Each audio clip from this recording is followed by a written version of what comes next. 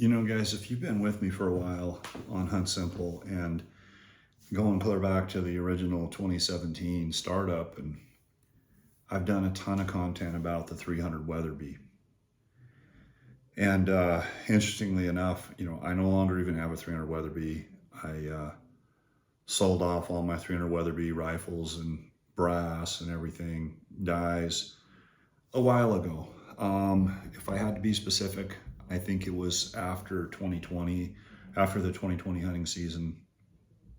I think I sold it all off. And one of the things that I've talked about, and first of all, you know, I absolutely love the cartridge. And one of the funnest things the last year or so has been to connect with Austin at Reloading Weatherby about his passion for the cartridge as well. And he used to watch some of my videos, and now I love watching his videos. So it's a cartridge that'll always be near and dear to my heart. It's the first big Magnum cartridge I ever bought when I was younger. First rifle I bought in that cartridge was a Remington Model 700 Classic.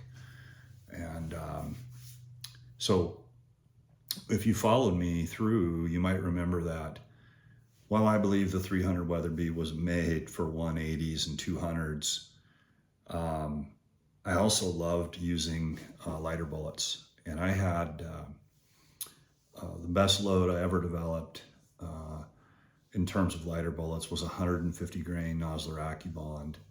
I'm a 78-28 was my powder, and I was getting 3,500 at the muzzle, and wasn't even, I think it could have done more. No pressure signs at 3,500. And the ballistics on that are just insane, right? You're over 4,000 foot-pounds at the muzzle. You're laser flat to 400, you know? And so the way I hunt, that's why I built that load, guys. I wanted a load where if I saw an elk from 0 to 400, I just put the crosshairs and boom, it was over. And really at 500, you had very little. You could just easily also use holdover. You wouldn't have had to hold over, but you could have easily just held on the top of an elk and boom, you're in the vitals. So, you know, it's interesting. If you recall, several months ago, coming up on a year, I picked up a 300 PRC, and my son also has a 300 PRC. In fact, he got me going on it. He got one, and I was like, well, this is kind of fun. Let's learn a new cartridge. So I'm sitting here going, you know, even though the 300 PRC was made for the big, long, heavy bullets, absolutely why it was made, I get that. You know, the 208s, 212s, 225s, and even higher. I also found a lot of great load data for lighter bullets, and want to give that a try and want to see what the capability of these rifles, these Bergaras, we both have Bergaras, they're different rifles. We'll talk about that more later, and what this cartridge can do with lighter bullets. So I've developed my first light bullet load, and I'm going to share that with you guys here. And hopefully, you know, it's funny. You've noticed I don't put out a lot of shooting content during the summer. And maybe it's because I'm busier, or just, you know, it's a precious time of year where I'm with the family and we've got so many things going on. And I tend to do more shooting content in the winter months. And I'm already kind of feeling that. I'm already feeling like getting out. I think one of the reasons I don't like to shoot in the summer is it's hot, even in the mornings, and I just don't feel like I'm really effectively getting good testing done where where everything is so hot and where the barrel has to cool for so long, kind of an inefficient way. So anyway, the weather conditions in the fall, late fall like this, moving into winter, I love it. So hopefully I'm going to get out a little bit more. I do have a couple potential hunts coming up, and I haven't hunted yet this fall, and it's already early November. So we'll see what happens. I'd like to get out here over these next couple of weeks. There's a couple over-the-counter tags. I don't even have any tags.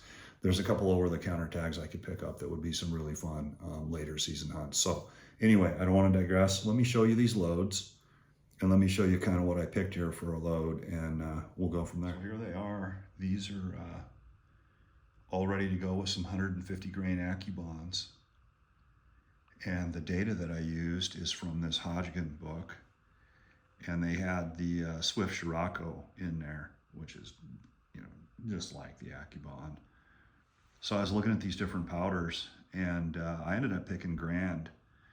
You know, it does have the most velocity potential, and I bought a pound of Grand several months ago, and it's just been sitting there, and I'm like, you know what, anxious to try it, see what it does for velocity, see what it does for accuracy. The cool thing is I have a lot of H1000, I have a lot of H4831, and now I have this Grand. I don't have any Stay-Ball HD, probably won't do it.